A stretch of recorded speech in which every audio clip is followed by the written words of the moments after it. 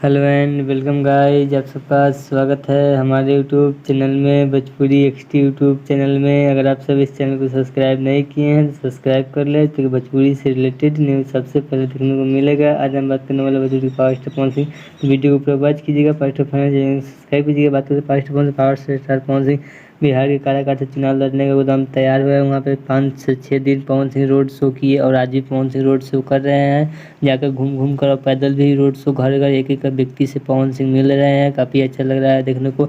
वहाँ काराकाट का एक ही नाम है पवन सिंह जय पवन तय पवन। वहाँ का नारा चल रहा है पवन सिंह का जय पवन तय पवन, यही नारा चल रहा है पावर स्टार पवन सिंह काराकाट में।